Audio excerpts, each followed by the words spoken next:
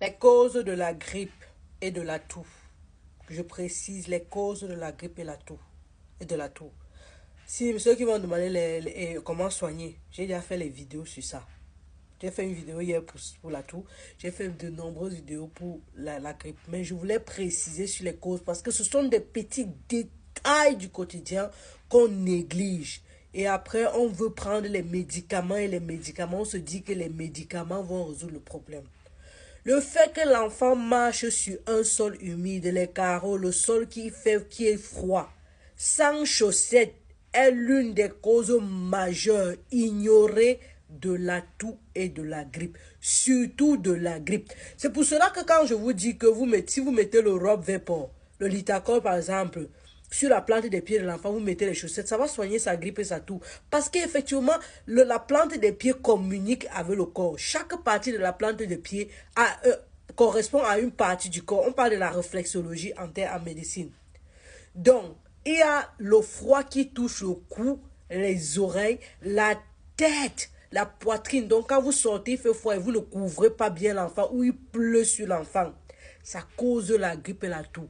La moisissure à la maison, ça cause la toux et la grippe. Ce sont des petites choses qu'on ignore. Le fait de donner l'eau glacée à l'enfant tout le temps, ça peut non seulement causer l'angine, mais ça c'est aussi une cause de la toux et la grippe. Parce que je vous ai expliqué que la toux et la grippe sont plus souvent causées par les virus. Les virus n'attendent que le froid. Le corps est à 37 degrés dedans.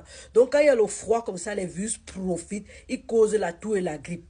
Donc, il faut garder l'enfant chaud presque tout le temps. Le ventilateur sur le visage de l'enfant, non, non, non. Le climatiseur dans la maison, alterné. Ouvrez les fenêtres pour ventiler, mais dans la nuit, fermez les fenêtres. Fermez les fenêtres et vous pouvez couvrir l'enfant parce que dans la nuit, il fait extrêmement froid.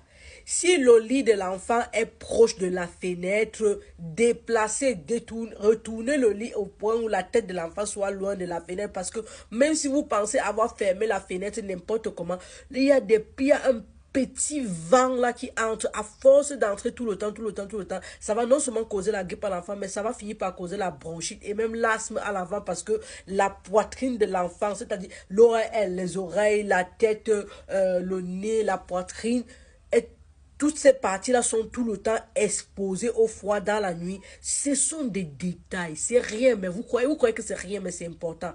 Une autre chose, quand il fait chaud chez nous en Afrique, on se couche sur le sol humide parce que non, on veut profiter. Mais ça, ce n'est pas bien parce que ça aussi, c'est un facteur de risque. Ça cause la grippe. Parce que quand vous vous couchez sur le sol, qu'est-ce qui se passe? Le sol qui est froid tend à aspirer, ou on va dire, disons ça comme ça, attirer la chaleur de votre corps qui est chaud pour si vous mettez deux corps en contact, c'est le corps qui est froid qui tire la chaleur du corps qui est chaud. C'est ce qui se passe avec votre corps quand vous êtes couché au sol. Ça cause aussi non seulement la toux et la grippe, mais les maladies. Ça cause les courbatures partout.